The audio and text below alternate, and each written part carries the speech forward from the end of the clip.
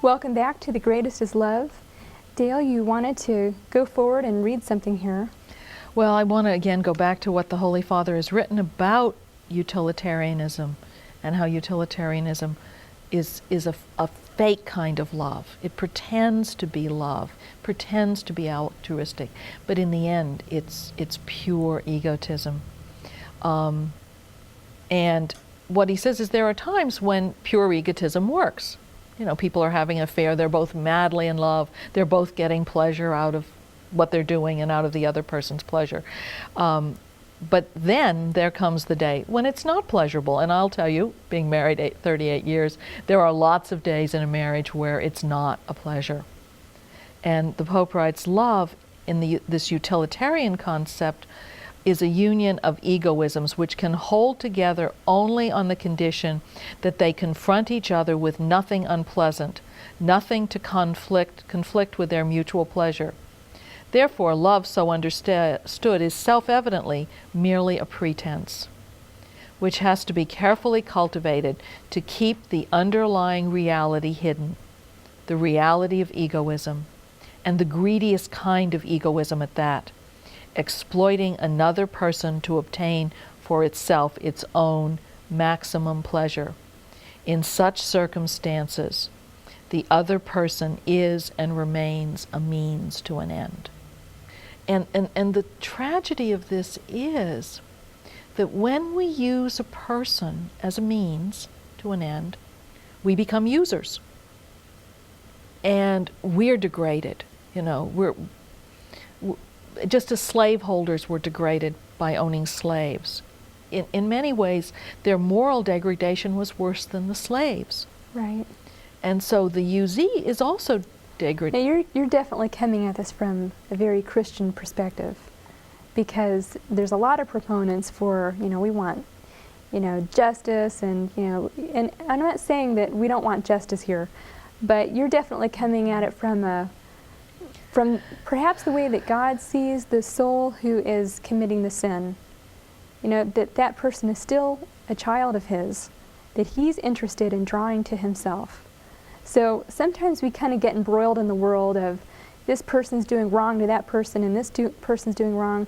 And sometimes we forget, gosh, even these wrongdoers are created by God to know, love, and serve Him. And that is God's main interest, is that person who's doing the wrong be with Him forever in heaven. And believe me, I get caught up and so it's very good that you're bringing out that well, I even think the slavery is such a slaveholder is such a good analogy here, because if you read the history of the South, you find how the slaveholders were corrupted.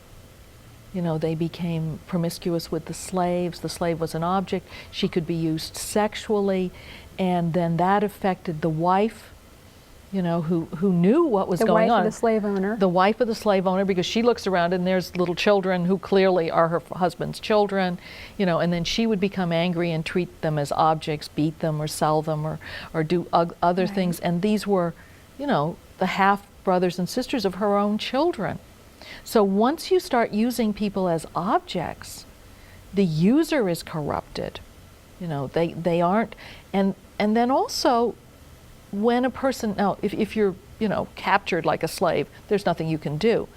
But in the sexual milieu of today, women allow themselves to be used as objects. Men allow themselves to be used as objects. And that degrades them.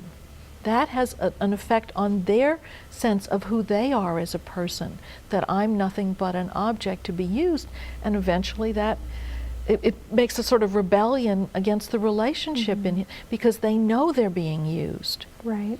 Now, I'm gonna give you a scenario, and I'm not trying to pick on any particular people, but let's take a couple who are perhaps living together. They're not discounting marriage, but they'd like to just be together, see if it would work, a trial type situation, before they make this ultimate commitment of marriage. Can you kind of let me know what's going on here. Well, I mean, it is the thing exactly that the Pope is saying. They're using each other as sexual objects to have maximized pleasure. But what if they'll say, but no, I really care about this person?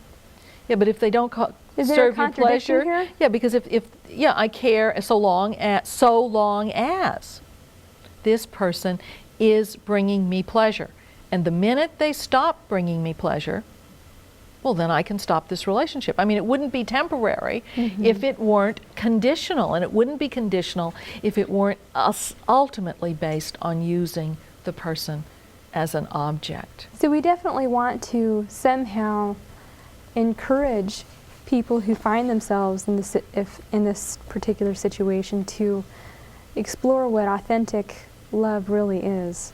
And that's what the Pope goes into, because, and when you read it, all of a sudden it's like a romance. You're like, oh, that's what we're all looking for. Right. And you see this, I think, today in our young people, is that they are desperately hungry for real love, and these relationships do not satisfy them, and they think, oh, well, I'll just go on to the next one, and the next one will be perfect. And so then they're into another relationship where, because they haven't changed the philosophy they've brought to it, they're still applying utilitarian ethics to their sexual relationships. You know, they get this high of the romance, and then something disagreeable happens, and they think, well, this can't be love, because love is that I don't have any bad feelings. Right. And you know, the pronouncement that Pope John Paul II has been very wont to use, be not afraid. He has constantly written and promoted that we should look to Christ and to not be afraid to understand what authentic love really is and what demands it places on us. And that these demands they're not the burden that we think that they're going to be, because God gives us a grace to help us when we try to, you know, adjust our goals to God's plan. Perfect love drives out all fear. And what you see in a utilitarian relationship, and the Holy Father understands this so perfectly, is at the bottom of it is absolute terror.